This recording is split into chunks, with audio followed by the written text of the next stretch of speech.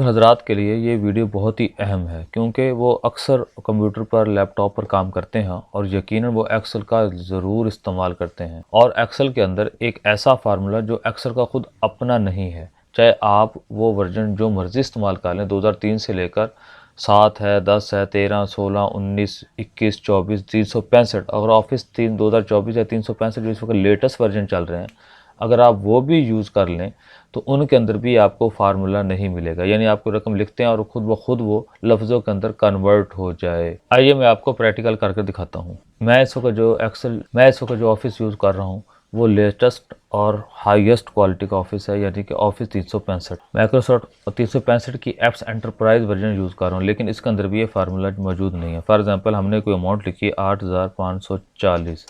अब हमने लफ्ज़ों में लिखना हो तो हमें यकीनन आपको टाइप करना पड़ेगा। टाइप करते हुए आप गलती भी कर सकते हैं और टाइम भी लगेगा। आप तो इस झंझट से बचने के लिए मैंने एक फार्मूला आपके साथ शेयर कर रहा हूँ जो बहुत ही इजी है। आपने स्टेप बाय स्टेप इसे सीखना है कि इसको कैसे इंस्टॉल करना है कंप्यूटर के अंदर। तो इस मैंने ऑलरेडी इंस्टॉल किया हुआ है। फॉर एग्जाम्पल मैं यहाँ पर लगाता हूँ वो वर्ड आ के नाम पर, और इस अमाउंट को ऑलरेडी सेलेक्ट किया, एंटर प्रेस किया तो ये खुद ब खुद आ गया 8540 रुपीज़ ओनली। तो ये फार्मूला एक्सेल के अंदर मौजूद नहीं है, लेकिन आपने इसे इंस्टॉल करना है। जैसे मैं अमाउंट को यहाँ पर चेंज करूँगा, जो मर्ज़ी अमाउंट मैं यहाँ पर लिख दूँ तो वो खुद ब खुद इसे चेंज करता रहेगा, खुद ब खुद इसे चेंज करता रहेगा। आप चेंजिंग इसकी देख रहे हैं, जो अमाउंट आप लिखेंगे वो चेंज कर देगा। वीडियो के डिस्क्रिप्शन लिंक के अंदर आपको ये लिंक मिल जाएगा, आपने ये फ़ाइल डाउनलोड कर लेनी है वहाँ से। इसी वीडियो के डिस्क्रिप्शन में इसका डाउनलोड लिंक मौजूद है, वर्ड आ बाय ज़िया के नाम से। आपने इसको यहाँ से कॉपी कर लेना है। कॉपी करने के बाद आपने अपने पीसी या लैपटॉप की ड्राइव सी के अंदर जाना है। सी जिसके अंदर विंडो होती है, सी के अंदर जाना है आपने। सी के जाने के बाद आपने व्यू के अंदर जाना है और यहाँ पर आपने हिडन आइटम को शो करवा लेना है। हिडन आइटम को शो करवा लेना है। ऐसे आप क्लिक करेंगे तो जो हाइड फोल्डर होंगे वो भी शो हो जाएंगे।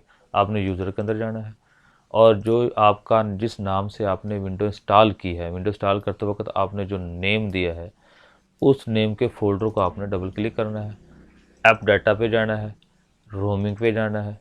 रोमिंग पे जाने के बाद आपने माइक्रोसॉफ्ट के फ़ोल्डर के अंदर जाना है और इसके अंदर आपने ये दूसरे नंबर वाला पड़ा है एडिंस के नाम से एक फ़ोल्डर है, इसको क्लिक करना है।